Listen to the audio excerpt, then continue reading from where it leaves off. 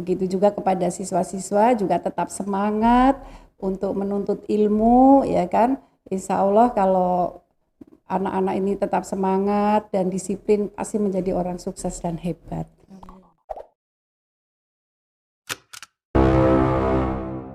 Lugas dan Berimbang bersama Dinda Putri hanya di Rujuk Podcast. Assalamualaikum warahmatullahi wabarakatuh, Ibu. Waalaikumsalam warahmatullahi wabarakatuh. Sudah ada yang cantik di depan saya nih hari ini. Senang banget jadi penyegaran mata nih, Bu. Sebelumnya saya sedang bersama Ibu Dr. Haji Ekowati SPD MPD, betul? Betul, betul. Siapa nih Ibu kalau boleh tahu nih? Ya, saya Ibu Ekowati ya. Saya Kepala SMA Negeri 1 Kota Bekasi. Jadi sebelum di SMA 1 Kota Bekasi, saya sebagai Kepala Sekolah di SMA Negeri 2 Kota Bekasi. SMA negeri besar semua ya Bu ya, luar biasa. Di SMA Negeri 2 saya sudah 8 tahun. Sebelum di SMA Negeri 2 Kota Bekasi, saya sempat menjadi Kepala Sekolah pertama di SMA Negeri 12 Kota Bekasi. Jadi kalau dihitung ya Alhamdulillah sudah mau jalan 4 periode menjadi kepala sekolah. Iya, alhamdulillah, mantap. Itu suatu prestasi yang luar biasa loh. Maksudnya banyak orang yang masih underestimate sama yang namanya perempuan jadi seorang pemimpin katanya gitu. Tapi Ibu berhasil mematahkan semuanya. Iya. Ibu kabar hari ini baik? Alhamdulillah baik. Berkat doa bersama kita semuanya sehat. Alhamdulillah. Alhamdulillahirrahmanirrahim. Nah, tadi kan Ibu udah ngomongin udah pernah jadi kepala sekolah hampir 4 periode ya, bicara seperti itu. Kalau kesibukan sekarang lebih ke apa sih Bu kalau boleh tahu? Kesibukan sekarang ya, saya selain menjadi kepala sekolah, saya menjadi ketua MKKS. Ketua MKKS SMA di Kota Bekasi. Jadi alhamdulillah saya memimpin semua kepala sekolah SMA baik negeri maupun swasta. Jadi apalagi sekarang mau ujian sekolah ya lumayan sibuk lah Mbak, setiap hari rapat walaupun hanya dengan daring seperti itu. Makanya alhamdulillah hari ini udah bisa nyempetin ke sini ya. Janjian udah lama loh kita loh. Janjian udah lama, ini juga sebetulnya ada janji di tempat lain ya, jadwal di tempat lain, tapi saya utamakan di sini. Alhamdulillah, terima kasih banyak sebelumnya. Luar biasa loh. Dedikasinya soal waktu, terus juga soal komitmen. Kan bicaranya kalau janji sama orang lain adalah komitmen ya Bu? Ya, betul. Kalau misalkan jadi kepala SMA Negeri 1 itu dari kapan Bu kalau boleh tahu? Bulan Juli tahun ini? Tahun kemarin? 2020 ya. Baru 1 semester ya. Jadi lebih lama di SMA Negeri 2 Kota Bekasi gitu. Oh, paling lama di situ? Ya. Berapa lama kira-kira? Di SMA 2 8 tahun. Wow, luar biasa. Selama 8 tahun jadi kepala sekolah di SMA Negeri 2 sebelumnya, dan sekarang malah lebih naik lagi di SMA Negeri 1, 2 ke 1 kan bicaranya kalau angka naik dong. Gitu. Sudah ada beberapa prestasi dong Bu pastinya yang sudah didapetin dari sekolah itu sendiri maupun dari diri Ibu sendiri. Kalau dari siswa alhamdulillah selama di SMA 2 banyak sekali, dari olimpiadenya maupun dari ekskul yang lain ya, baik sampai nasional maupun internasional. Dan juga sekarang di SMA 1 sama ya, jadi kemarin olimpiade sainsnya juga mendapatkan perak gitu ya, terus kegiatan yang lainnya juga ada yang sampai ke internasional dan sebagainya. Kemudian untuk saya sendiri alhamdulillah pernah menjadi kepala sekolah berprestasi tingkat Kota Bekasi. Kemudian kepala sekolah berprestasi tingkat KCD wilayah 3 dan juara 3 kepala sekolah berprestasi tahun 2019 se-Jawa Barat. Itu juara 3. Kemudian tahun 2020 alhamdulillah saya mendapat 3 besar ASN berprestasi di Jawa Barat seperti itu. Jadi lumayan lah, banyak prestasi yang tentunya mudah-mudahan menjadi motivasi rekan-rekan saya maupun keluarga saya seperti itu. Kayaknya masih banyak tuh prestasi yang belum disebut Ibu. Yang dari banyak lah prestasi yang dari yang lain-lainnya ya, seperti sebagai kepala sekolah favorit juga pernah dan sebagainya, adalah banyak hal. Iya, masa kalau nggak favorit nggak sampai 8 tahun loh Bu. Iya. Ya, jadi banyak ya. Kalau penentuan favorit atau kayak gitu biasanya nentuin siapa sih Bu kalau udah tahu? Biasanya gini, suatu lembaga yang akan memberikan penghargaan, dia kan mungkin melihat dari media-media, saya sering mendapat penghargaan, kemudian disurvei, Oh iya, kemudian betul. masukan-masukan dari tokoh-tokoh masyarakat yang menentukan bahwa kepala sekolah ini layak lah untuk mendapatkan penghargaan seperti itu. Wah, luar biasa. Jadi sudah teruji karena ada bukti jejak digitalnya juga ya Bu ya. Ini seneng banget nih ngobrol sama salah satu bicara pemimpin wanita yang menginspirasi. Kalau ini baru ngomong dikit tapi Dinda aja udah ngeliatnya kayak yang gimana gitu, maksudnya prestasinya nggak habis-habis ya kan. Kalau selama ini Dinda banyak bicara sama pemimpin biasanya laki-laki ya, bukan tidak spesial bukan, tapi ada lagi ternyata yang lebih spesial, di mana kalau wanita itu dituntut lagi dengan, kalau ibu pasti punya keluarga kan Bu. Punya. Nah seperti itu, misalkan wanita tantangan terberatnya adalah karir atau keluarga seperti itu kan Bu. Ya. Nah kalau dari keluarga ibu sendiri supportkah dari suami, dari anak-anak, dari keluarga besar semuanya? Suami alhamdulillah luar biasa, sangat mensupport, sangat mendukung, begitu juga anak-anak. Jadi bagi saya tetap, keluarga tetap yang utama, tetapi saya dua-duanya harus jalan. Jadi sebelum saya ke kantor, pasti keluarga saya perhatikan dari mulai bangun pagi, masak, menyiapkan sarapan dan sebagainya. Sendiri. Kemudian bekerja, kalau sudah bekerja ya saya konsentrasi di kantor gitu.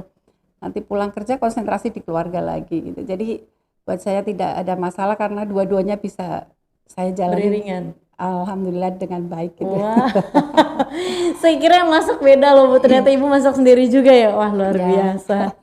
Ini tantangannya maksudnya buat seorang wanita, itu dia yang saya bilang spesial, lebih spesial dari laki-lakinya adalah itu, karena basically kalau laki-laki memang mencari nafkah mungkin kerja, ya nggak masak nggak apa-apa juga. Tapi kalau perempuan kan biasanya nggak masak ya nggak apa-apa sih, tapi kan kodratnya seperti itu ya Bu ya. Iya. Nah, anak kalau boleh tahu ada berapa Bu? Anak saya sudah 2. Anak saya 2, cucu saya 2. Oh alhamdulillah. Dan sudah berkeluarga semua. Yang pertama jadi ASN, yang kedua masih di pemerintah Kota Bekasi ada. Saya kira anaknya masih sekolah Bu. Saya baru mau nanya, ngerasain daring nggak? Enggak, sudah. Berarti nggak ngerasain daring ya Bu ya? Tidak. Tapi kalau misalkan bicara soal daring nih kan ada keluhan dari mungkin orang tua atau dari staf guru yang dikeluhkan kembali oleh orang tua. Ada nggak sih selama daring ini kesulitan-kesulitan yang paling besar yang dihadapi orang tua itu sendiri? Sepertinya sih orang tua sekarang ya masalah pelajaran daring sudah terbiasa. Tapi awal-awal memang orang tua merasa kerepotan ya kan, apalagi yang mungkin masih SMP, masih SD. Kalau sudah SMA ya paling bangun kesiangan, kemudian gurunya nelpon orang tuanya, ya kan, wali kelasnya nelpon orang tuanya gitu. Jelas orang tua pasti ikut terlibat ya, karena memang kalau daring kan dilaksanakan di rumah ya, jadi awal-awal terganggu untuk orang tua. Tapi sekarang sepertinya itu sudah hal biasa buat orang tua dan juga buat siswa gitu.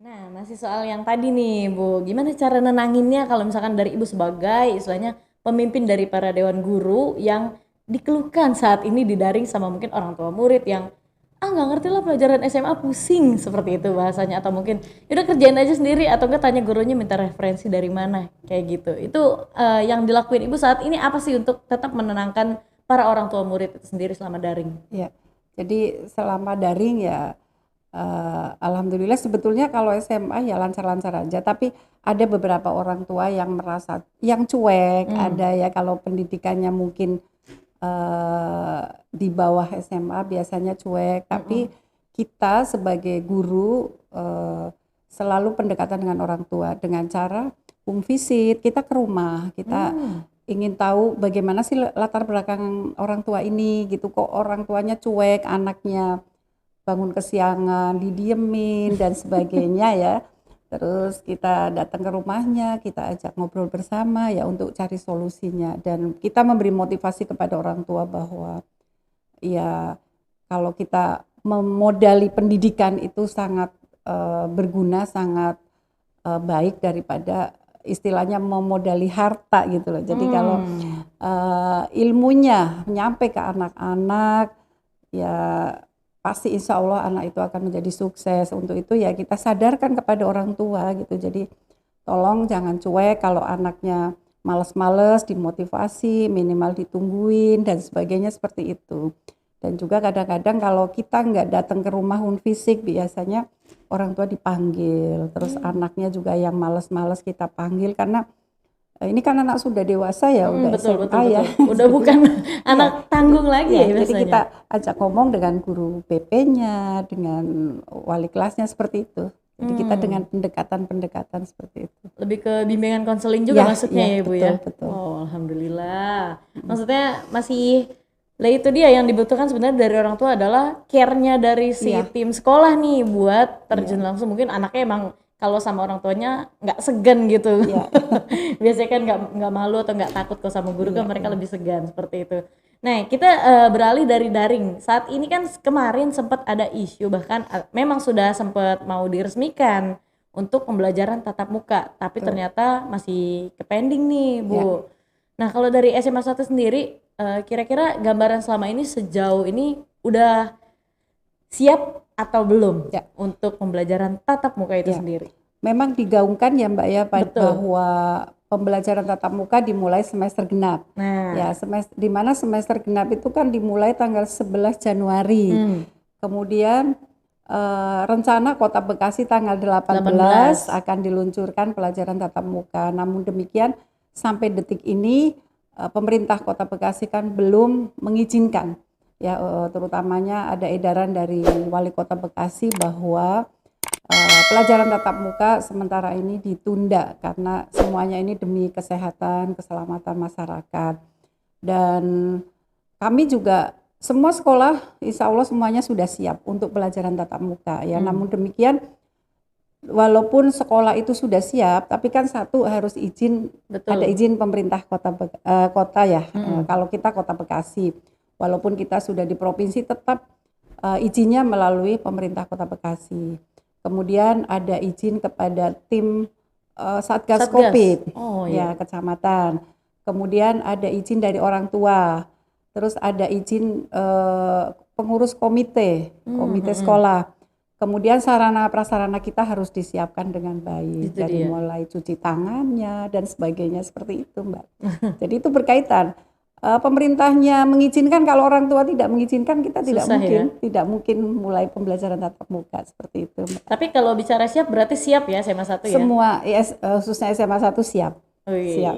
Mantap. Dari segi protokol kesehatan, iya, semuanya siap. Kurikulum pendidikan, dan juga katanya ada juga jam pembelajaran tatap muka yang dibatasi. Iya, betul semuanya siap. Jadi kan ada banyak unsur ya, unsur yang harus kita siapkan. Jadi ada kurikulumnya ya, kurikulum dalam darurat seperti ini. Jadi kalau dulu kan misalnya belajar sampai jam 4, sekarang hanya paling jam 1 seperti itu ya. Penyesuaian ya. Penyesuaian. Kemudian ada gurunya yang mengajar, ada SK mengajarnya, dan juga banyak sekali ya. Terus ditinjau juga kesediaan, misalnya ada nggak rumah sakit terdekat. Itu karena kita mengisi seperti instrumen gitu sampai ke situ ya, ya, sampai rumah sakit dipikirin jadi juga ya. Rumah sakit yang terdekat mana gitu kan, puskesmas mana, terus jarak antara rumah sakit atau puskesmas itu berapa, dan itu ada semuanya. Kemudian ya tempat cuci tangan, ada spanduk himbauan protokol kesehatan ya, terus rambu-rambu jarak. Kemudian kita harus punya data siswa yang naik kendaraan umum, siapa saja, berapa orang. Kemudian data siswa yang berjalan kaki gitu kan, sampai seperti itu. Kemudian data siswa yang naik kendaraan sendiri, begitu juga data guru yang naik kendaraan umum, Sebentar yang Bu, saya potong. perjalanan Itu dinas ini. inisiatif dari Ibu sendiri atau memang Enggak, sudah peraturan dari pemerintah? jadi peraturan dari pemerintah Oh, ya, itu oke. instrumen yang harus diisi. Kita harus punya Oh, data semuanya. heeh. Kemudian data siswa yang pernah terindikasi, misalnya punya penyakit jantung, Hmm, berapa siswa yang punya asma. penyakit asma, punya darah tinggi, begitu Hmm. juga guru dan sebagainya. Guru pun eh, yang umurnya lebih dari 50 tahun itu Masuk tidak data. boleh mengajar tatap Oh, muka seperti itu. Jadi ya emang luar biasa lah seperti itu, dan kita harus punya ruang isolasi, ruang hmm. UKS dan sebagainya begitu Mbak. Wow, Jadi untuk saya persiapan, pikir persiapannya cuma sekedar tempat cuci tangan aja oh loh. tidak banyak. Jadi Oh, di kelas juga harus jarak antara siswa. kursi Hmm. itu 1,5 meter. Jadi di kelas itu maksimal paling 12 siswa kalau nanti diadakan pelajaran tatap muka seperti Hmm. itu. Jadi semuanya ada aturannya. Luar biasa pusing ya Bu ngaturnya Pusing ya. betul. Tapi ya bagaimanapun kita harus siap. Kita tetap semangat, Mbak. Betul Betul. betul. Ya. Demi mencerdaskan anak bangsa ya Bu Ya, ya. betul. Ya. Luar biasa memang. Tapi memang bicaranya kalau soal kesehatan ya itu karena dampaknya nanti bukan saat ini aja sih. Ya. Kalau kita Ya. sekarangnya aja nggak sehat gimana nanti seperti itu Ya, kan ya. maksudnya.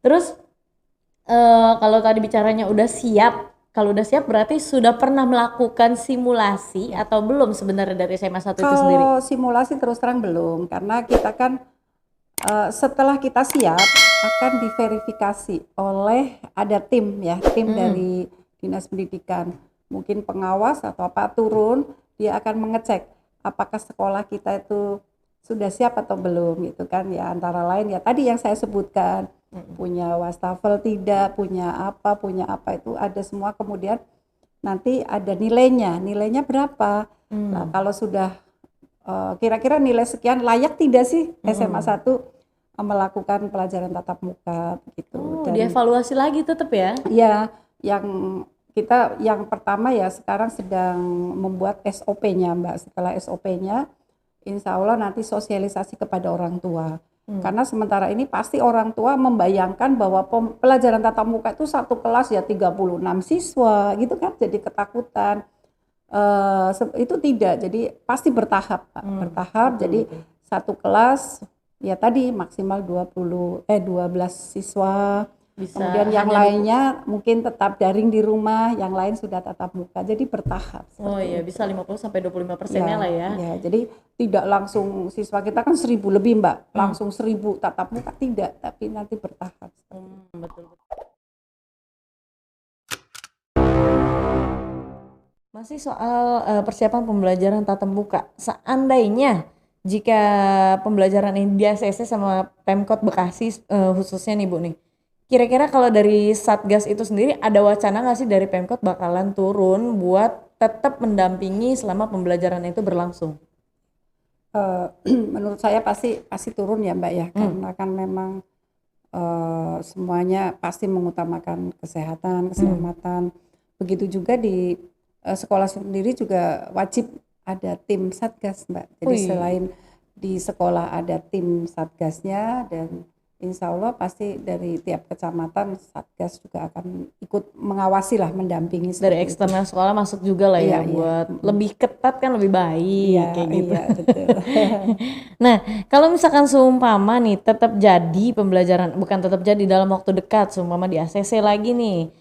Nah, ini ada nggak sih wacana dari tim kan mungkin Ibu pernah rapat sama pandemi ini juga, apakah perlu screening lebih lengkap, misalkan ada terjadi seperti gejala pusing, mual, terus juga anosmia, hilang rasa dan gangguan pencernaan dan lain-lain yang merupakan gejala-gejala dari COVID itu sendiri. Maksudnya dari pihak sekolah nih kira-kira bakalan ada rapat khusus nggak untuk Ya, ngomongin masalah si pencegahan dari gejala-gejala tadi itu? ya. Tentunya dari sekolah juga akan mensosialisasikan terlebih dahulu ya, bahwa ke anak-anak khususnya bahwa gejala COVID seperti ini, seperti ini, seperti ini. Dan sekolah sendiri wajib menyiapkan ruang isolasi Mbak.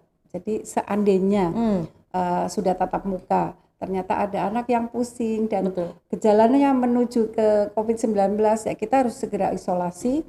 ke sesuatu ruangan dan di situ sudah lengkap dengan termasuk peralatan perlengkapan APD dan sebagainya. Itu harus dipunyain semua sekolah, Mbak, seperti itu. Oh, dari SMA 1 sudah ada? Sudah ada untuk Wih. ruangan khusus isolasi seandainya terjadi. Oh, oke. Termasuk peralatannya? Ya. Wow, itu swadaya sendiri dari sekolah atau memang ada istilahnya support dari pemerintah? Dari pemerintah ada bantuan seperti apa nih, seperti Face shield? face shield, iya, terus masker itu ada. Terus kami juga menyiapkan kekurangan-kekurangannya, Mbak, seperti penyemprot ruangan, disinfektan kami, itu. kita menyiapkan dan juga yang lain-lainnya ya kita menyiapkan. Kebetulan kan kita dapat bantuan dari pemerintah, ada dana BOS ya, itu sebagian bisa kita pakai untuk penanggulangan COVID-19. Wah, luar biasa ya. Maksudnya dialihkannya selama pembelajaran belum tatap muka ternyata dilariin ke situ. Iya, iya. Ya lumayan, kalau misalkan pun jadi tatap muka, jadi SMA 1 ini udah benar-benar siap ya Bu ya? Insya Allah. Wih, asik. Siap-siap ya anak-anak SMA 1. Maksudnya siap-siap protokol kesehatannya tetap dijaga Ya, gitu. betul. Nah, ini kan yang tadi kita bicara nih, Ibu ini, Ibu Ekawati ini penuh dengan inovasi, penuh dengan penghargaan, penuh dengan ide-ide kreatifnya. Selama pandemi ini pernah ada inovasi apa gitu dari Ibu sendiri untuk sekolah SMA 1 atau mungkin untuk pekerjaan yang sedang Ibu jalani sekarang, ada inovasi apa gitu yang pernah Ibu cetuskan? Ya, paling saya selalu memberi motivasi kepada guru-guru ya. Jadi dalam mengajar selama pandemi ini ya, biar tidak bosan harus punya inovasi-inovasi. Ya, jadi tidak monoton, harus menerangkan, menjelaskan yang membosankan. Jadi harus trik-trik lain, inovasi yang lain. Begitu juga kepada bagian kesiswaan. Kan agar ekstrakurikuler tetap berjalan, kita harus punya inovasi-inovasi yang lain, Mbak, seperti itu. Jadi kita tetap memberi arahan, memberi motivasi, harus membuat inovasi-inovasi yang gebrakan-gebrakan agar walaupun masa pandemi kegiatan tetap berjalan sama seperti tidak ada pandemi, seperti itu, Mbak. Kalau dari guru banyak keluhan nggak sih Bu selama pandemi ini? Awal-awal iya, tapi lama-lama dia sudah terbiasa, jadi ya sudah nggak ada masalah, Mbak. Jadi nggak ada keluhan. Nggak ada, pada tenang-tenang aja ya? Ya keluhannya kadang-kadang anak-anak, aduh ada yang terlambat, dan namanya di rumah ya, Mbak, harusnya sudah jam 7 mulai pembelajaran, ada yang masih tidur, ada yang apa, ya kita resikonya ya harus ditelepon orang tuanya untuk membangunkan dan sebagainya, seperti itu. Oh gitu, sampai dibangunin telepon gitu Bu? Ya seperti itu. Oh, saya pikir maksudnya kayak gitu kan nggak mungkin nih satu guru untuk nanganin, taruhlah satu kelas 30 siswa, satu-satu ditelepon, ayo bangun mau sekolah gitu Kan kan? paling 1-2 orang gitu ya. Oh, yang kebiasaan ya Bu ya? Di WA atau apa gitu orang tuanya, terus biasanya oh ya masih tidur atau masih apa seperti itu. Gitu. Oh ya ampun, Jadi itu luar dia ya, biasa, Mbak. Jadi memang kita harus sabar bener gitu. seninya belajar daring di situ ya. Ya seperti itu. Berarti kan Ibu sebelumnya di SMA 2 dan sekarang ini di SMA 1 ini per Juli ya? Per Juli 2020 sampai saat ini adalah Januari 2021. Sudah ketemu dengan murid atau belum? Ya itu yang sedih ya.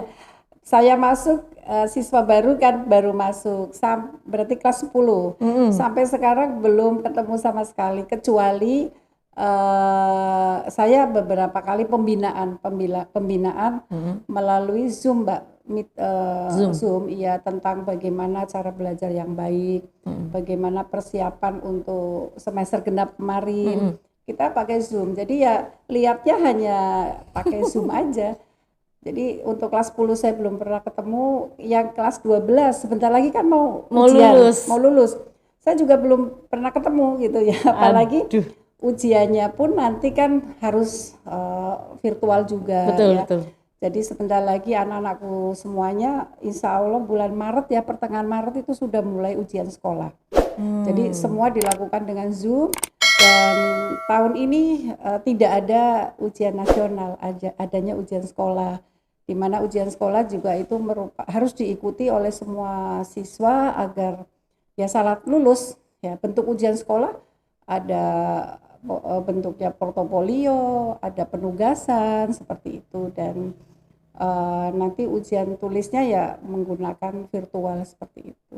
Wah, luar Terus biasa. sikapnya, walaupun masa pandemi tetap sikapnya ada nilainya ya. Jadi Betul, betul. untuk siswa harus bisa lulus, sikapnya nilainya harus B.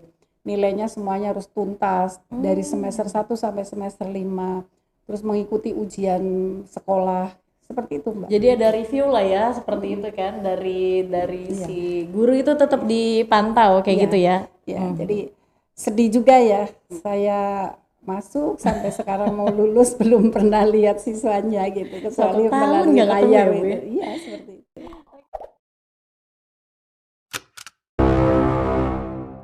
Nah, kalau misalkan Teng ada kayak kemarin kan sempat ada obrolan dari Kemendikbud bahwa pelajaran tatap muka ini Januari akan on ya, atau akan dimulai.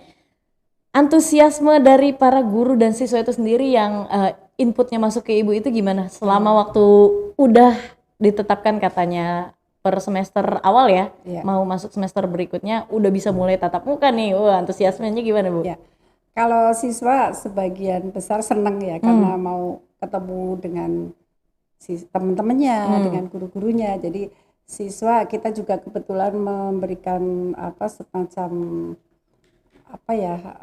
edaran itu ya, siapa yang setuju kepada siswa pernah. itu pernah, dan mungkin 50% dia setuju. Tapi kalau guru ya ada yang tidak suka, terutama yang umurnya sudah 50 tahun ke atas kan tidak boleh untuk mengikuti mengajar dengan tatap muka gitu. Jadi guru ada yang suka, nggak tanya bosen di rumah, ada yang ada yang ya takut itu, Mbak, karena sudah merasa sudah umur ya, jadi khawatir ada hal-hal yang tidak diinginkan. Oh, seperti itu. jadi pro dan kontra juga lah ya. Ya, baik guru maupun siswa ada yang pro, ada yang kontra seperti itu. Tapi saya rasa siswanya semuanya pengen masuk kayaknya, Bu. Ya, Kayaknya dari status-statusnya ya. betul. Kalau mungkin Ibu nge-save semua nomor muridnya nih, mungkin statusnya aduh pengen sekolah gitu kan. Iya. Karena agak bosan juga ya, padahal di sekolah belum tentu kan. Iya. Ya. Nah, terus selama berarti kalau di total berapa tahun, Bu, jadi kepala sekolah dari sekolah ini, sekolah itu berapa tahun sampai saat ini di 12 total? tahun ada. Wow. 12 tahun. 12 tahun. Ini kalau sekolah berarti udah kelas 12. Udah mau lulus. Udah mau lulus, Ya. ya. Suka dukanya apa sih, Bu, jadi kepala sekolah? Suka dukanya. Yang pertama suka ya, Ya, sukanya itu sukanya boleh. satu ya, kalau melihat anak didik kita berhasil ya. Berprestasi. Contoh kemarin ada yang menjadi dokter, akhirnya dia saya minta untuk memberikan sosialisasi seperti apa sih tentang COVID gitu kan. Dia dengan virtual mereka menjelaskan bahayanya COVID, terus apa yang harus disiapkan, apa yang harus dicegah dan sebagainya ya, karena itu alumni kita. Kemudian kalau ada anak-anak yang lulus dengan nilai bagus terus masuk ke perguruan tinggi negeri ya. Contoh tahun kemarin SMA 1 tuh 88% masuk di perguruan tinggi negeri. Jadi alhamdulillah. dari 400 sekian siswa hanya 65 yang belum ada beritanya apakah dia diterima di perguruan tinggi negeri atau dia bekerja atau mungkin tidak laporan gitu. Saya sebagai kepala sekolah bangga sekali. Iyalah. Gitu. Itu senang sekali. Ya, kemudian kalau anak-anak kita berprestasi mendapatkan juara, begitu juga gurunya juga mendapatkan juara, punya prestasi, itu luar biasa buat saya seperti itu ya. Dukanya ya kalau ada anak yang bandel, anak yang malas nggak sekolah, aduh itu sedih seperti itu. Kan jadi pelengkap, Bu. Enggak ya? Enggak lah. Oh, Jadi enggak. kita kan semuanya menginginkan bahwa siswa kita menjadi siswa yang hebat, Betul. siswa yang sukses. Jadi kalau ada anak yang orang tuanya ingin anak ini sekolah tapi anaknya yang males, itu kita yang paling sedih, paling susah seperti itu. Karena ngerasa bertanggung jawab ya, Iya, anaknya dititipin di sekolah, terus anaknya, lo kok belajar ternyata begini, seperti itu. Tapi yang jelas banyak sukanya sih kalau Lebih saya. banyak sukanya. Ada nggak, Bu, dari mungkin staf guru yang paling deket saat ini sama Ibu? hampir semuanya dekat, Pak. Wih. Karena bagi saya mau staf mau itu tidak semua sama ya. Jadi saya semuanya menganggap semua sama, tidak ada saya sebagai atasan, bawahan, tidak. Tim Jadi ya, semua tim tim ya. ya, semua sama. Wih, mantap. Ini dewan guru staf dewan gurunya dari SMA 1 nih. Enak banget punya kepala sekolah kayak gini ya. Mau apa-apa dikit-dikit meeting dulu biar jadi, soalnya musyawarah kan. Iya. Oke, nih sebelum kita closing nih, sebelum aku tutup, aku mau dong dari Ibu Ekowati nih kasih pesan nih buat mungkin para staf dan guru atau para siswa dari SMA 1 atau mungkin untuk seluruh masyarakat Indonesia.